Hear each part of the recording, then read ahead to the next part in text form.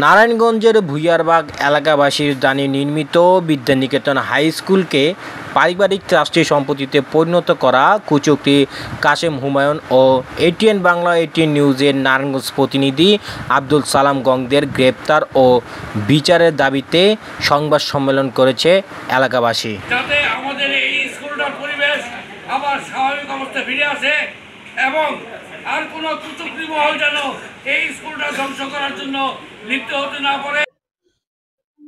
প্রিয় নিউজ ও প্রিন্ট মিডিয়ার সাংবাদিক ভাইয়েরা, আসসালামু আলাইকুম। এক সময়ের নারায়ণগঞ্জ শহরের এক প্রান্তের অনগ্রসর এলাকা ভুইয়ারবাগ এলাকাবাসী সময়ের প্রয়োজনে বিগত 2007 সনে এলাকাবাসীর অর্থায়নে মজাপুকুর ভরাট করে বিদ্যানিকেতন স্কুলটি প্রতিষ্ঠা করে। অত্র স্কুলের প্রতিষ্ঠা লগ্ন থেকে মূল লক্ষ্য ছিল অল্প বেতনে সময় উপযোগী উন্নত মানের শিক্ষা প্রদান করা। প্রথম, দ্বিতীয়, তৃতীয় শ্রেণী থেকে পঞ্চম শ্রেণী পর্যন্ত চালু করা লক্ষ্যে পূর্ব দিকে প্রথম ইমারত 4 তলা ফাউন্ডেশন সহ 15 লক্ষ টাকা খরচ করে মোহাম্মদ নাজির হোসেন এই ভবন নির্মাণ করে দেন। উল্লিখিত 3টি ক্লাসরুমের টিন শেড ভবন মাটি ভরাট করতে 11 লক্ষ টাকা খরচ হয়।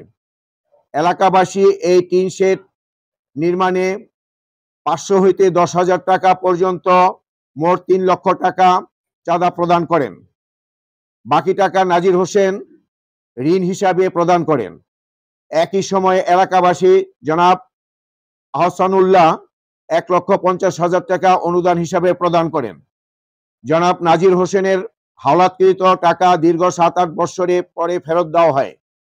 এলাকাবাসীর দানে এই স্কুল নির্মিত হলেও ট্রাস্টি কমিটির এলাকার উল্লেখযোগ্য অনেককে বাদ দিয়ে কাশেম হুমায়ুন তার পরিবারের লোকজন ও বাহিরের লোকজনকে ট্রাস্টি কমিটিতে স্থান দেন। কাশেম হুমায়ুন তার রাজনৈতিক প্রভাব খাটিয়ে স্কুলটিতে নিজেকে প্রতিষ্ঠাতা বানিয়ে তার বন্ধু বান্ধব ও পরিবারের সদস্যকে নিয়ে ট্রাস্টি গড়ে তোলে, যা আজ পর্যন্ত জনসমক্ষে প্রচার ও প্রশাসনে ব্যবহার করছে। এই স্কুলের প্রতিষ্ঠাতা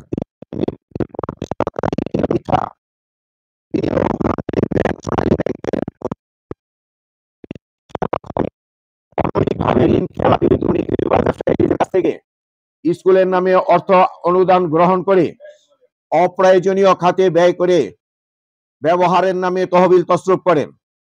এইসব ব্যবসায়ীদের কাছ থেকে তিনি কত টাকা অনুদান নিয়েছেন আর কত টাকা স্কুলকে দিয়েছেন তার কোনো হিসাব তিনি প্রকাশ করেননি। পড়াশোনার মান এতটা নিচে নেমে গেছে যে অর্ধবার্ষিক পরীক্ষার ফলাফল দেখলে বোঝা যায় 2025 সনের এসএসসি পরীক্ষার্থীরা নির্বাচনী পরীক্ষায় অর্ধেকে উত্তীর্ণ হতে পারবে না। সরকারি নিয়মের বাইরে 4 বারের পরিবর্তে 6 বার পরীক্ষা দেওয়া এবং অনুপস্থিতির জন্য 100 টাকা জরিমানা জোরপূর্বক আদায় করা হতো।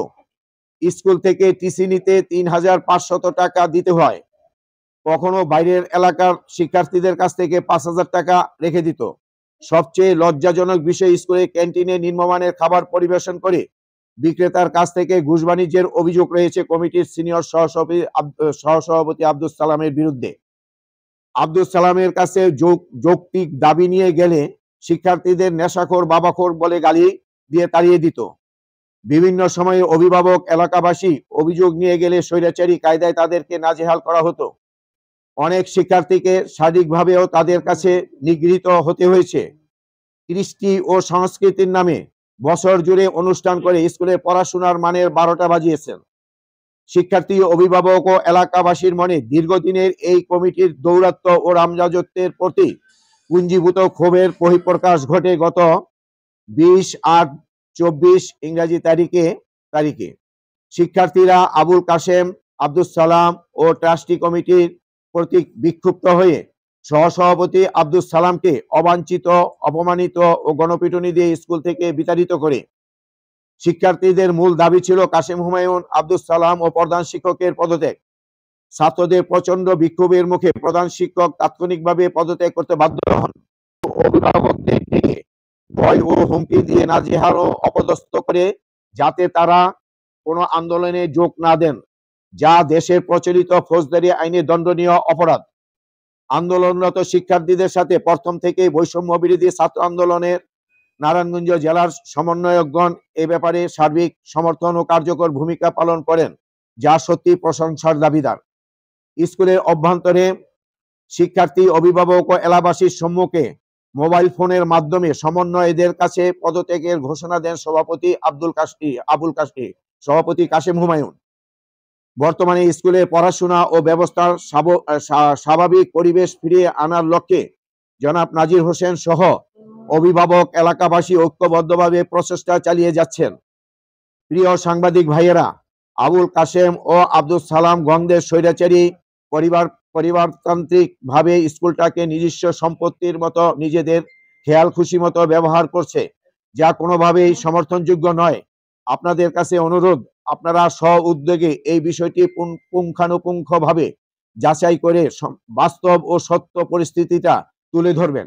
সত্য ও বস্তুনিষ্ঠভাবে তাদের অপকর্মের ইতিহাস এমনভাবে তুলে ধরবেন যাতে ভবিষ্যতে আর কেউ এই জাতীয় অনৈতিক কর্মকাণ্ড করতে দুঃসাহস না করেন।